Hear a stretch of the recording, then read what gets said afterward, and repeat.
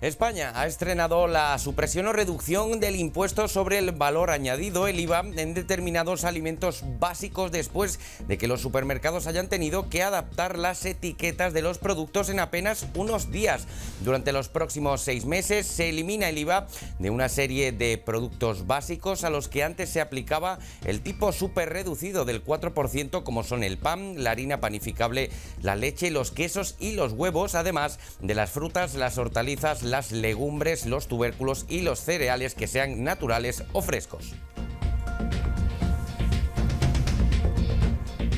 ¿Qué tal? Muy buenas y feliz 2023. Comenzamos Noticias 101 analizando cómo va a afectar al bolsillo de los andaluces esta reducción de impuestos que, si bien es cierto, apenas se nota de momento en la cesta de la compra. Un decreto que también contará con el apoyo de la oposición, que se debate entre el sí y la abstención. Pero a esto también tenemos que añadirle otros temas que tenemos que destacar. 6 de los condenados por el caso de los ERE en Andalucía ya han ingresado en prisión, un plazo que no ha tenido que cumplir el expresidente de la Junta, José Antonio Griñán, que espera el informe médico sobre el cáncer que padece. Andalucía rescata a 22.280 trabajadores del paro durante diciembre para cerrar el 2022 por debajo de los 728.000 desempleados, unas cifras que sitúan a nuestra región en la segunda a nivel nacional que mayor descenso ha experimentado en el último mes del año. Y en deportes destacamos que regresa con la tercera ronda bajo el brazo la Copa del Rey de fútbol, aunque los equipos andaluces entrarán mañana en liza con el Islas Pitiusas, el Ibiza Islas Pitiusas Betis y el Linares Deportivo Sevilla, mientras que miles de brasileños homenajean a Pelé sobre el césped del Estadio Urbano Caldeira, donde tantos éxitos cosechó con su amado Santos. Una despedida a la altura de la leyenda de O'Reilly.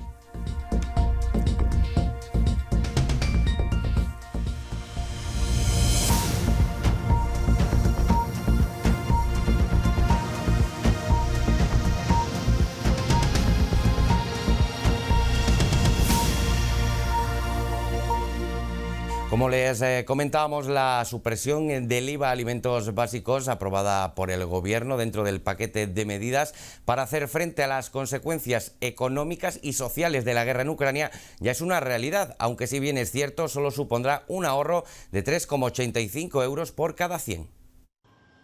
Supermercados y tiendas de alimentación han abierto con los precios de algunos alimentos sin IVA y otros con IVA reducido, en aplicación de la medida aprobada por el Gobierno la semana pasada.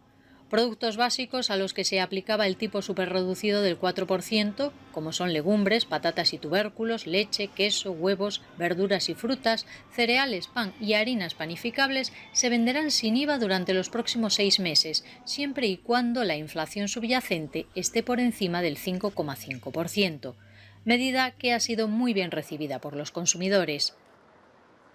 La situación es mala y todo lo que nos baje nos beneficia. Y ahora si baja algo, pues siempre tenés un poco de ventaja.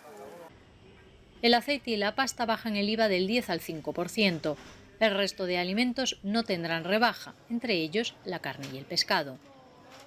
Que bajen los precios en la carne y el pescado. No sé por qué esa ley de cuenta eso, en absoluto. Tenía que bajarlo. La supresión del IVA de los alimentos básicos y la reducción al 5% del aceite y la pasta han obligado a las cadenas de supermercados a adaptar en apenas 3 días las etiquetas de los productos afectados por esta medida. Y en relación a este tema, el vicesecretario de Economía del Partido Popular ha adelantado que descartan votar no al decreto anticrisis propuesto por el Ejecutivo. Además, asegura que están instalados en la abstención y que es tarea del Ejecutivo cambiar la postura del voto hacia el sí, siempre que se amplíen esas ayudas. Pues en ese camino creo que el que tiene que responder es el Partido Socialista. El Partido Socialista está más cerca de aprobar o de apoyar estas propuestas que le hacemos desde el Partido Popular, del minicheque, de la deflactación, del IVA y del combustible, junto con la eliminación del impuesto al plástico, que va a gravar en España lo que no grava en otros países de la Unión Europea, haciéndonos menos competitivos y encareciendo la cesta de la compra de la familia. Si el Partido Socialista dice que sí, que está dispuesto a aceptar alguna de estas medidas, el voto del Partido Popular estará más cercano al sí. Si el Partido Socialista dice no, el Partido Popular estará más cerca de la abstención, siempre y cuando, repito, en ese documento no metan otras cosas que nada tengan que ver con estas medidas económicas para intentar poder decir después que el Partido Popular no apoya las medidas que propone el Partido Popular, que es lo que a veces supongo que a alguno de ustedes les choca, pero claro, analicen esos reales decretos leyes y verán cómo se incorporaban cosas que nada tenían que ver con el apoyo a la familia y por tanto nuestro voto no podía ser favorable. Si son estas medidas que ha anunciado el Gobierno, abstención. Si el Gobierno acepta alguna de las medidas, si el Gobierno dice sí, el Partido Popular dirá sí, si el Gobierno dice no, el Partido Popular dirá abstención. Mejores datos nos deja diciembre en cuanto a empleo, y es que el paro ha registrado en 2022 un descenso de 268.252 personas, una bajada del 8,6% hasta un total de 2.837.000 desempleados, la menor cifra en un cierre de año en 15 años, todo ello antes de la crisis pasada financiera. El paro ha registrado en 2022 un descenso de 268.252 personas, una bajada del 8,6%, hasta un total de 2.837.635 desempleados, la menor cifra en un cierre de año desde el ejercicio 2007, según ha informado este martes el Ministerio de Trabajo y Economía Social. Con el descenso registrado en 2022, el paro encadena 2 años consecutivos de retrocesos tras el contabilizado en 2021, cuando se experimentó una caída récord de 782.232 desempleados por el fin de las restricciones asociadas a la pandemia. El paro disminuyó el año pasado en todos los sectores económicos, especialmente en los servicios, que restaron 171.212 desempleados en el año. Le siguieron la agricultura, con un 22,1% menos, y la construcción, que registró un descenso del 11,9%. El paro bajó en 2022 en ambos sexos y lo hizo casi por igual. Así, el desempleo femenino descendió en un 7,3% frente a un retroceso anual del paro masculino del 10,5%. Este dato económico llega acompañado por el de afiliados a la Seguridad Social, que cerró 2022 en un nuevo máximo anual de 20.296.271 cotizantes, tras incrementarse en un 2,4%, su mayor subida anual desde 2018. Unos datos del paro que se refuerzan desde UGT Sevilla, y es que según los sindicatos se ha producido una mejora en la cantidad y la calidad también de los empleos con el aumento de los contratos indefinidos que se firmaron en 2022. El sindicato UGT de Sevilla ha destacado los efectos positivos de la reforma laboral en su primer año de vigencia, con una mejora en la cantidad y en la calidad de los empleos. En este sentido, se puede constatar que el 32,96% de todos los contratos firmados en 2022 son indefinidos o se han convertido en indefinidos, dato aún más positivo si lo comparamos con el de 2021, cuando solo el 7% de los contratos firmados eran de esa naturaleza. Con las cifras sobre la mesa se puede concluir que se está creando empleo en la comunidad, a la vez que mejora su estabilidad. Sin embargo, desde el sindicato alertan de que aún persiste una tasa de paro elevada, principalmente en parados de larga duración, con 65.357 personas sin prestación alguna. Aún así, aseguran que son necesarias políticas activas más eficaces para acabar con el desempleo de larga duración. Sevilla sigue teniendo los 3 barrios más pobres de España, mientras que en Málaga el año que acaba de terminar se ha cerrado con casi 139.000 personas demandando un empleo en la provincia, su nivel más bajo desde hace 14 años. 2023 se vaticina conflictivo en el terreno laboral de Málaga a tenor de las expectativas de las centrales sindicales, preocupadas por reducir la tasa de siniestralidad y recuperar el poder adquisitivo de los trabajadores. Hablamos ahora de la COVID-19 y cómo, ante la proximidad de la festividad del Año Nuevo Lunar, el gobierno chino busca garantizar el suministro de medicinas a las áreas rurales ante el posible aumento de los contagios por dicha celebración. La Comisión Nacional de Sanidad china pide a las áreas rurales garantizar el suministro de medicinas durante el Año Nuevo Lunar. Se trata de la mayor migración anual del mundo, que este año es entre el 21 y el 27 de enero, en la que se espera un aumento de los casos de COVID en las zonas no urbanas. Y es que la ola de contagios de COVID ha llegado a su pico en grandes ciudades como Pekín, Shanghái o Cantón y todavía está por golpear a las zonas rurales. El Consejo de Estado ya pidió a mediados del mes pasado a los gobiernos locales que diesen prioridad a los servicios de salud en zonas rurales para proteger a la población. A comienzos de diciembre, las autoridades pusieron en marcha el desmantelamiento de la política de cero COVID, que llevaba vigente casi 3 años y que consistía en confinamientos donde se registrasen casos, así como el cierre de fronteras, el aislamiento de todos los infectados y sus contactos cercanos y pruebas de PCR constantes a la población. Ahora, la relajación de las restricciones ha procedido a una ola de contagios en el país asiático, que ha dejado escenas de gran presión hospitalaria en ciudades de toda China. Y ante esta situación, nuestro país ya ha comenzado a realizar esos primeros controles anti-COVID a los pasajeros procedentes de China y cuyos resultados de momento son negativos. Así lo afirma la ministra de Movilidad y Transporte, Raquel Sánchez.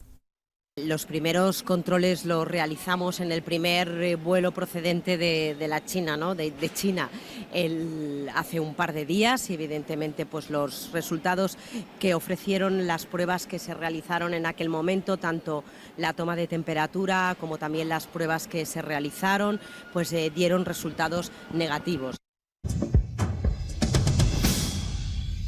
Y ya están en prisión todos los condenados por el caso de los ERE. Con el ingreso de Francisco Vallejo, Jesús María Rodríguez y Miguel Ángel Serrano se completa la lista de condenados que tenían de tope hasta este lunes día 2 para personarse voluntariamente en la cárcel. Solo quedarían Barbera y Griñán pendientes de que se resuelva su situación por motivos de salud. Este lunes han ingresado en prisión 4 de los 8 exaltos cargos de la Junta de Andalucía condenados por malversación en la pieza política del caso ERE. Los exconsejeros José Antonio Viera y Francisco Vallejo, junto al exviceconsejero de Innovación Jesús María Rodríguez y el exdirector de la agencia IDEA Miguel Ángel Serrano, han entrado en la cárcel para cumplir sus condenas después de que los exconsejeros Antonio Fernández y Carmen Martínez Aguayo lo hicieran este domingo y el pasado miércoles. De los 8 condenados solo siguen en libertad el expresidente andaluz José Antonio Griñán y el exviceconsejero Agustín Barberá, ambos pendientes de los dictámenes médicos de los forenses por las enfermedades graves que sufren, que podrían retrasar o anular su ingreso en prisión. En el caso del expresidente, Griñán pidió a la audiencia suspender el plazo de 10 días fijado para entrar en la cárcel, dado el cáncer de próstata que tiene diagnosticado. Tras aportar documentación médica sobre el tratamiento de radioterapia con apoyo hormonal que sigue, los jueces ordenaron a un forense del Instituto de Medicina Legal que examinase los documentos y reconociese a Griñán si fuera necesario para determinar si su ingreso en prisión pudiera tener incidencia en el desarrollo de la enfermedad o en el tratamiento prescrito. Seguimos en Andalucía porque nuestra región quiere ser vanguardia en cuanto a generación de energías renovables. El consejero de Política Industrial y Energía de la Junta de Andalucía, Jorge Paradela, ha explicado que la comunidad se marca ser líder nacional en renovables al final de la legislatura, una meta que además permitiría a la región ser autosuficiente en la generación de energía eléctrica. Bueno, no estamos tan lejos, somos los segundos en potencia fotovoltaica conectada a red, somos los primeros en biomasa, los quintos en eólica, y lo que queremos es, en la suma de las distintas componentes, ser los primeros en esta legislatura. Pero no por ser los primeros por serlo, no por estar a la cabeza de un ranking, sino porque en nuestros cálculos los objetivos que tenemos en cartera nos permitirían un 75% de generación eléctrica a partir de fuentes renovables. Nos daría, por tanto, la posibilidad de estar muy cerca de la autosuficiencia en cuanto a energía eléctrica se refiere.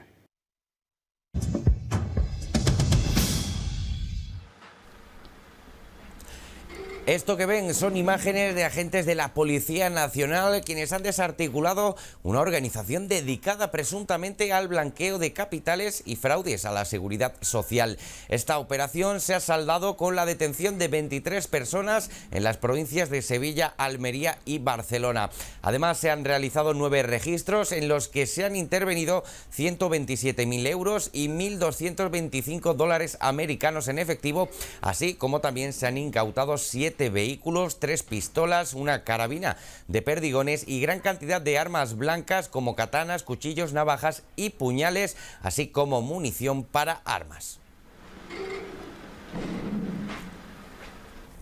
Y la Guardia Civil ha detenido a 4 menores de edad como presuntos autores de la grave agresión con arma blanca sufrida en la madrugada previa a la Nochebuena en el Viso del Alcor, Sevilla, por un adolescente de 15 años que se encuentra ingresado y estable en el Hospital Virgen del Rocío de la capital andaluza. La Guardia Civil ha informado de que las detenciones han sido practicadas por la Policía Judicial del Puesto de los Alcores, siendo imputados a los 4 menores de edad presuntos delitos de homicidio en grado de tentativa y de omisión de deber del socorro. El adolescente ingresado en el Hospital Virgen del Rocío de Sevilla capital recibió una grave puñalada que le afectó a 3 órganos vitales. Salvó la vida en un primer momento gracias a la actuación crucial de los amigos que le acompañaban en el momento del ataque. La Policía Judicial de la Guardia Civil detuvo el miércoles 28 a 4 menores implicados. Los testimonios del propio agredido y de su amigo han ayudado a la policía a identificar a los agresores. Hasta el momento se sabe que fueron 5 atacantes, por lo que se continúa investigando para seguir con las detenciones.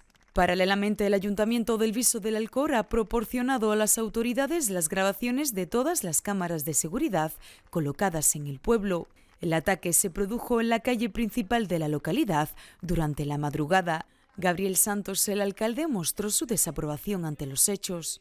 Y esta concentración es en rechazo a ese tipo de violencia y sobre todo también tenemos que hacer una labor de concienciación que ya estamos trabajando desde el área del ayuntamiento, desde seguridad y por supuesto también con los institutos para concienciar a las personas, a los jóvenes del peligro que supone salir a la calle con un arma y lo que puede producir este tipo de violencia. A todas las personas del Viso mandar un mensaje de tranquilidad, de que se están poniendo todas las medidas posibles para que esto no vuelva a pasar y por supuesto, como decimos, para que se esclarezcan los hechos y que esas personas que han cometido este delito pues paguen por lo que han realizado. El menor agredido continúa en la planta de neumología del Hospital Virgen del Rocío para que los profesionales le vayan revisando el pulmón herido. De momento consta que está evolucionando adecuadamente. El precio de la vivienda en Andalucía sigue creciendo. Además, muchos propietarios con hipotecas han visto cómo desgraciadamente con el inicio del año ha subido el Euribor por encima del 3%, mientras el metro cuadrado, por ejemplo, en Málaga ronda los 3.000 euros, convirtiendo a la capital de la Costa del Sol en la ciudad donde más ha crecido el precio de una vivienda nueva. Málaga ha liderado la subida de precios de la vivienda de segunda mano en España durante el año 2022, con un incremento del 13,5% que colocan el metro cuadrado en una media de 2.787 euros, lo que supone su máximo histórico. La capital también se ha convertido en la ciudad donde más ha subido el precio de la vivienda nueva. El alcalde de Málaga reconoce que el mercado está tensionado, ha matizado que Málaga no es la capital de provincia con el precio más caro de España y hace un llamamiento a la acción de las administraciones públicas. Es verdad que sí está tensionado el mercado y ha subido, pero seguimos mucho más barato que otras capitales de provincia. Cuando una ciudad tiene éxito, tiene un efecto colateral no deseado, que puede existir un incremento de demanda que la oferta no es capaz de responder con tanta velocidad, ¿no? Por capitales, Barcelona siguió siendo la más cara, seguida de Madrid y San Sebastián. Las más baratas fueron Badajoz, Cáceres y Ciudad Real, según los datos publicados por la Sociedad de Tasación. Y nos vamos ahora hasta Antequera. Allí este lunes bomberos del consorcio provincial tenían que intervenir tras el aviso a la 112 de la explosión de una bombona de butano en una vivienda en la localidad de Villanueva de Tapia. De todo ello tiene más datos nuestra compañera María Rosales. Muy buenas, María. Pues sí, compañero, así como veis ha quedado esa vivienda, techos desaparecidos, paredes derrumbadas. Los hechos ocurrían ayer en la localidad de aquí de la comarca de Antequera, en Villanueva de Tapia. El aviso al 112 llegaba sobre las 2:15 de la tarde. Hasta allí se trasladaban bomberos. Los testigos decían que había una mujer en el interior de la vivienda. Fue rescatada, tiene 81 años y se encuentra actualmente en el hospital. No ha trascendido el estado de salud, si tenía cortes y varias heridas precisamente por esos derrumbamientos. Hasta ahora los técnicos han valorado la vivienda, no puede volver a ser habitada por el momento, ya que tienen que hacer nuevas revisiones para ver cómo ha quedado dañada su estructura. Nos marchamos hasta el Vaticano para ver las largas colas que se han formado para despedir a Benedicto XVI, que nos abandonó a los 95 años de edad. Miles de personas esperan hasta 3 horas para rendir homenaje al Papa emérito Benedicto XVI antes de su sepultura. Este lunes es el primer día de capilla ardiente en la Basílica de San Pedro antes del funeral del próximo jueves, cuando será enterrado en las grutas vaticanas. Las primeras personas han ido llegando antes de las 5 de la mañana hasta las inmediaciones de la Plaza de San Pedro, donde las masivas colas se han ido dividiendo para llegar hasta las 2 entradas principales de la Plaza de San Pedro. Los restos mortales de Benedicto XVI han sido trasladados a las 7 de la mañana hasta la Basílica de San Pedro con un rito privado oficiado por el cardenal Mauro Gambetti, vicario de su santidad, sin cámaras ni periodistas presentes, desde la capilla privada del monasterio Mater Ecclesia, donde falleció el pasado sábado. En el breve rito de despedida, antes de preparar la instalación para la veneración pública, que ha durado 40 minutos, no estaba presente el Papa Francisco. Se espera que solo este lunes pasen por la Basílica de San Pedro del Vaticano cerca de 30.000 fieles.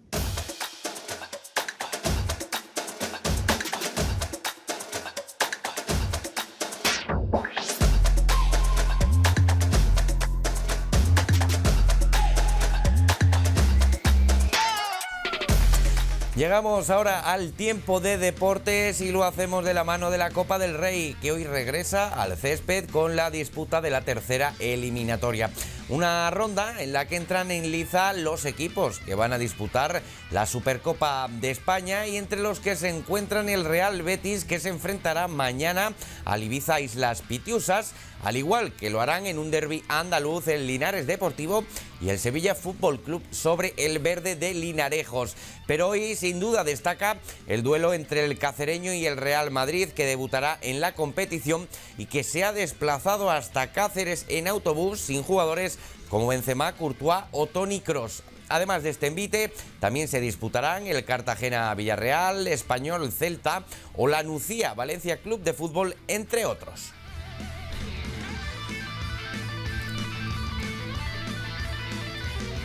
Y siguiendo con el fútbol, vamos ahora a ver la curiosa rueda de prensa a la que se han expuesto, a las que han sido sometidos los sevillistas Joan Jordá y Oliver Torres, que les sacará atentos más de una sonrisa.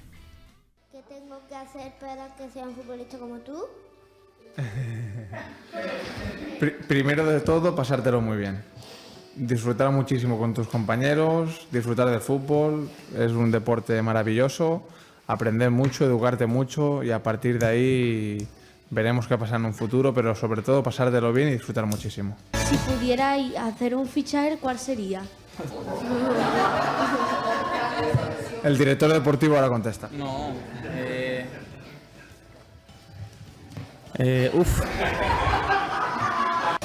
Vuestro propósito este año es ganar con el Sevilla. La Copa del Rey.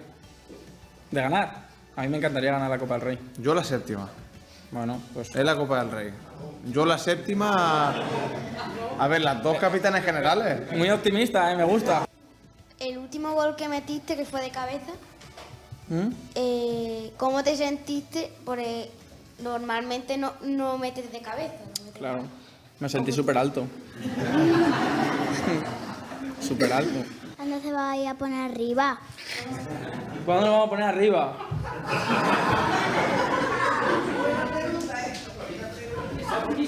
Suerte que no está en directo esto, porque si no...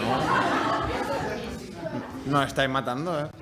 Pues, no, seguro que pronto. Ya verás cómo pronto va a ser diferente esto y vamos a estar bien. Estoy convencido que pronto vamos a disfrutar mucho del juego que vamos a hacer y estoy convencido que van a venir las victorias. ¡Oh! ¡Feliz Navidad! ¡Feliz Navidad, princesa! Y de las sonrisas a las lágrimas que estamos viendo en el velatorio de Pelé, fallecido, ya saben, el pasado jueves a los 82 años y que comenzó este lunes para que los aficionados brasileños rindan homenaje al mítico delantero considerado por muchos el mejor futbolista de todos los tiempos. Miles de aficionados al fútbol han pasado por la capilla ardiente del exjugador brasileño Edson Arantes do Nascimento Pelé, instalada en el estadio urbano Caldeira del Santos Fútbol Club, para dar su último adiós a O Rei, fallecido el jueves a los 82 años. Los restos mortales del único jugador ganador de 3 Copas del Mundo, expuestos y acompañando por banderas del Santos y de Brasil, se instalaron en el centro del recinto deportivo para ser velados por familiares y miles de compatriotas que no han dejado de entrar y salir del estadio para rendirle un sentido homenaje. La comitiva fúnebre llegó al recinto ubicado en el distrito Vila Belmiro en torno a las 4 horas local del lunes y su féretro fue trasladado por, entre otros, su hijo Ediño y el exfutbolista C. Roberto. Durante 24 horas, Pelé podrá recibir el cariño de los aficionados al fútbol. Entre las miles de personas que se han acercado a despedirle estuvieron el presidente de la FIFA, Gianni Infantino, que desveló que pedirá a todos los países que dediquen un estadio a O'Reilly, y el presidente de la Conmebol, Alejandro Domínguez. También se espera que asistan al velatorio el nuevo presidente de Brasil, Luiz Ignacio Lula da Silva.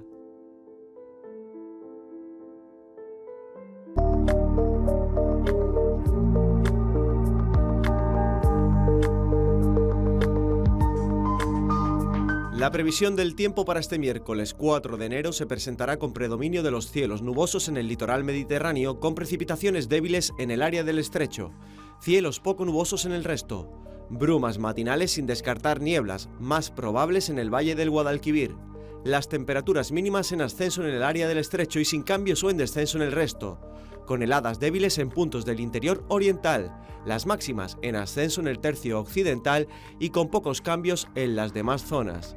Los vientos serán variables flojos en el interior oriental y de componente este en el resto, más intensos en el litoral, levante fuerte en el estrecho.